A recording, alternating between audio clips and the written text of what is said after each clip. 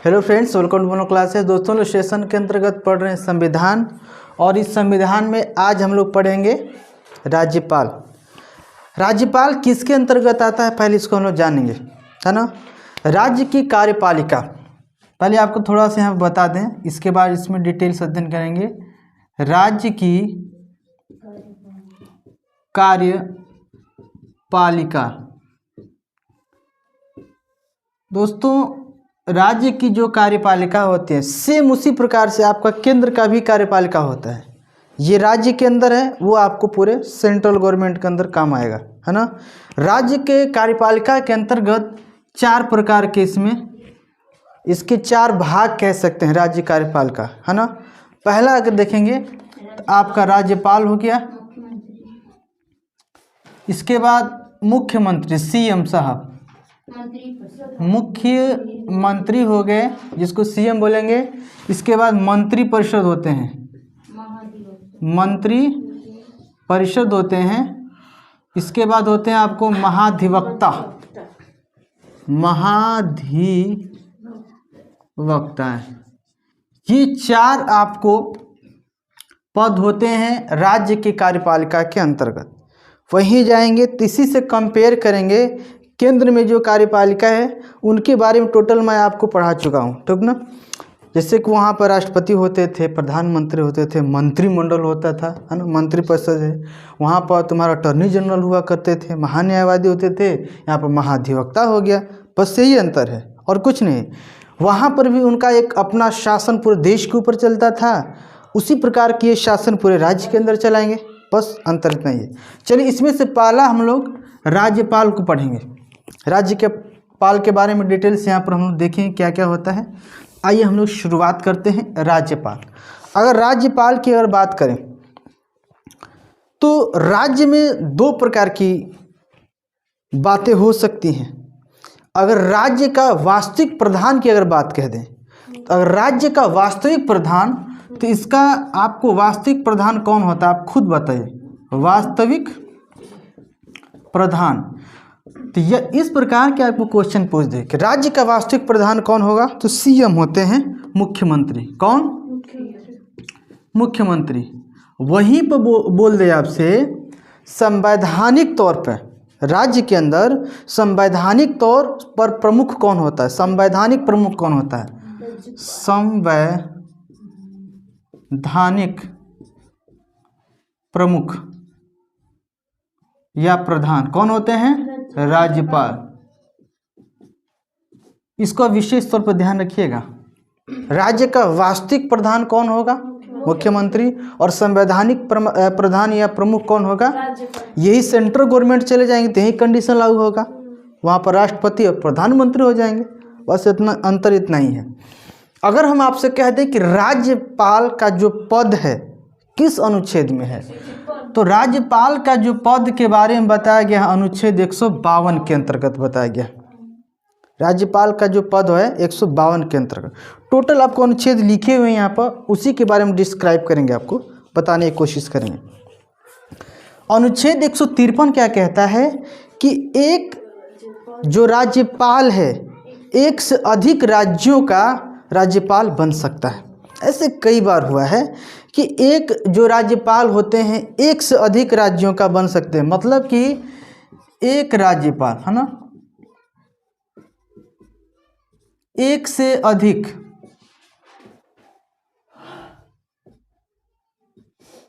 राज्यों का बन सकते हैं, है ना।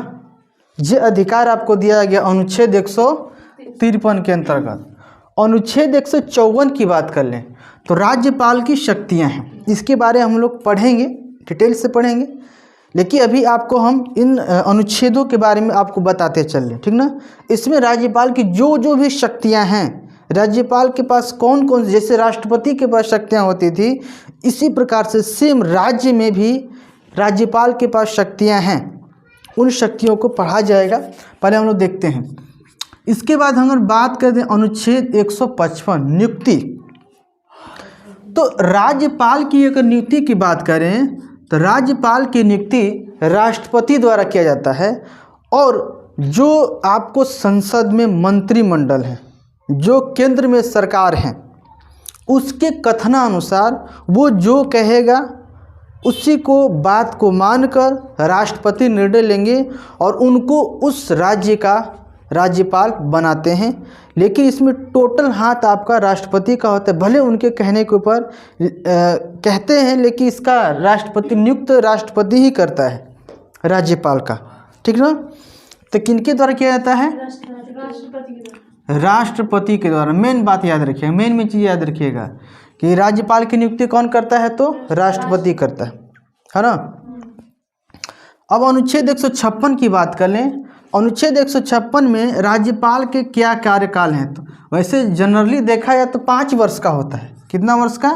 5 वर्ष का। लेकिन यहाँ भी एक कंडीशन है, 5 वर्ष का होगा, लेकिन कंडीशन ये है कि राष्ट्रपति जब तक चाहेंगे, जिस राज्य में रखना चाहेंगे तभी तक रखा जा सकता है।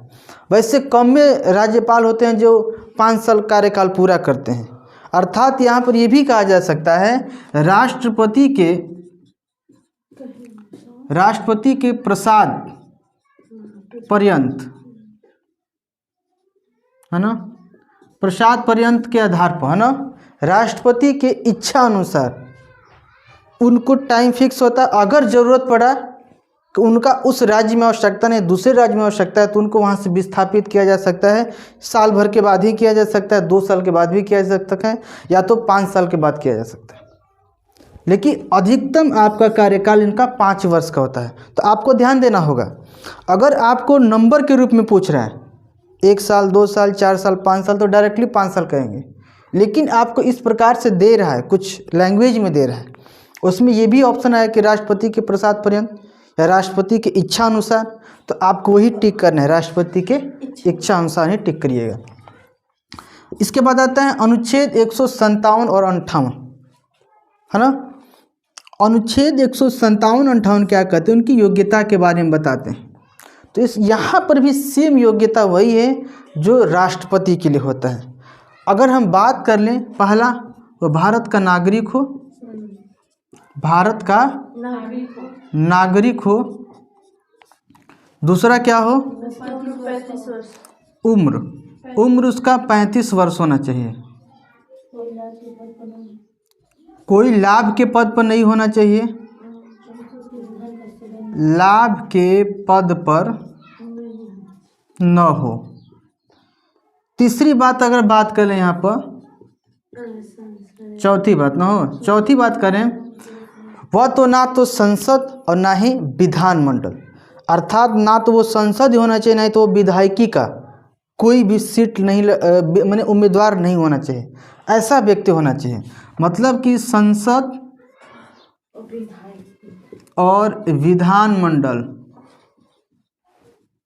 का सदस्य न रहा हो, इस कंडीशन में आपको बन सकता है। दूसरा इसमें दे सकते हैं दिवालिया ना हो, ऐसा भी होता है। यहाँ दिवालिया से कोई मतलब नहीं है, ठीक ना, वो अलग चीज़ है, मैं दिवालिया। लेकिन मेन आपको यही आपको 4 पॉइंट है, आपको ध्यान रखना। पहले भारत का नागरिक होना चाहिए, उसका उम्र कम से कम 35 वर्ष होना चाहिए, लाभ के पद पर और संसद या विधानमंडल का सदस्य न हो, तभी वह आपको राज्यपाल के पद के लिए दावेदारी कर सकता है, उसके योग्य माना जाएगा, ठीक है। अगर हम बात करें अनुच्छेद 159 की, तो अनुच्छेद 159 कहता है शपथ। तो राज्यपाल को शपथ कौन दिलाएगा? जैसे हम आपको कंपेयर करके बताते हैं, राष्ट्रपति को शपथ कौन दिलाता था? तो सुप्रीम कोर्ट का मुख्य न्यायाधीश। उसी प्रकार से ये राज्य के अंदर है, तो राज्य के अंदर हाई कोर्ट का मुख्य न्यायाधीश, मुख्य न्यायाधीश, है ना, ये हाई कोर्ट के मुख्य न्यायाधीश इनको शपथ दिलवाते हैं, और वही राष्ट्रपति तो होता तो सुप्रीम कोर्ट के मुख्य न्यायाधीश दिलाते। अगर हम अनुच्छेद 161 की बात कर लें, क्षमादान है। देखिए, जैसे राष्ट्रपति को क्षमादान करने की शक्तियां हैं, सेम वैसे इनको नहीं शक्तियां हैं। राष्ट्रपति तो आपको मृत्युदंड की सज़ा हो रही है तो क्षमा करा सकता है, आजीवन कारावास है तो उसको भी कम करवा सकता है, बहुत सारी चीज़ों को उसमें हस्तक्षेप कर सकता है, लेकिन वैसा प्रावधान आपको राज्यपाल को नहीं है। राज्यपाल बहुत से बहुत राज्य सूची के ऊपर जो भी है बहस है, राज्य सूची के ऊपर जो भी क्षमादान की व्यवस्था है वही कर सकता है, और ज़्यादा कुछ नहीं कर सकता है ना। तो क्षमादान में बस इतना ही है कि राज्य सूची के अंतर्गत जो भी बातें होंगी उनके ऊपर जो भी एक्शन लेना होगा ले सकते हैं, उनके अंदर जो भी क्षमादान करने की प्रावधान है उसको कर सकते हैं। कोई को मृत्युदंड या कोई को आजीवन कारावास उसको कम कराने की इनके पास क्षमताएं नहीं है। यहाँ तक क्लियर हुआ।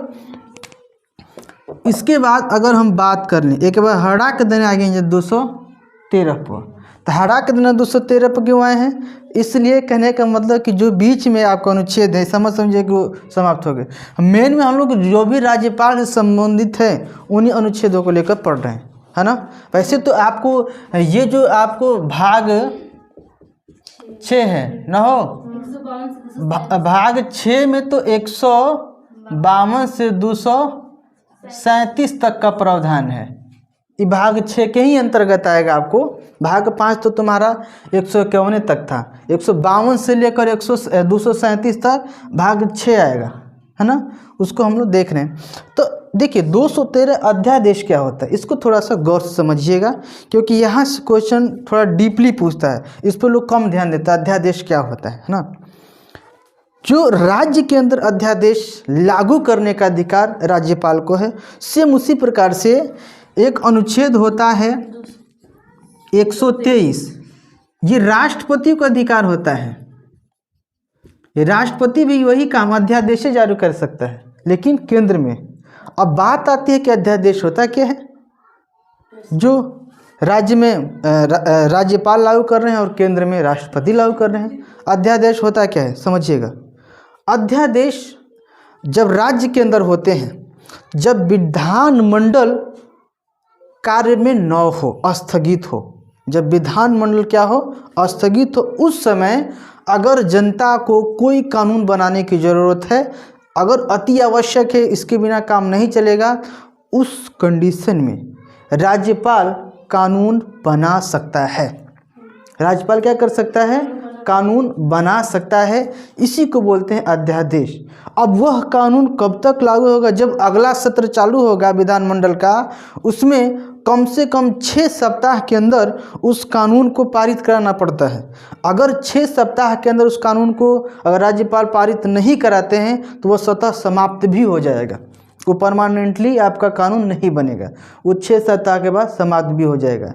तो ऐसा प्रावधान आपको अध्यादेश के अंतर्गत होता है, जहाँ राष्ट्रपति भी उसी प्रकार कार्य करते हैं जो राज्यपाल भी करते हैं। तो इसमें मेन ध्यान देने की बात है कि जो राज्यपाल अध्यादेश जारी करता है किस अनुच्छेद में? 213। वही राष्ट्रपति अध्यादेश जारी करेगा तो 123 के अंतर्गत है। यहाँ से आपको इतनी डिटेल जानकारी मिली, ठीक ना। तो आज की वीडियो में बस इतना ही रहने देते हैं।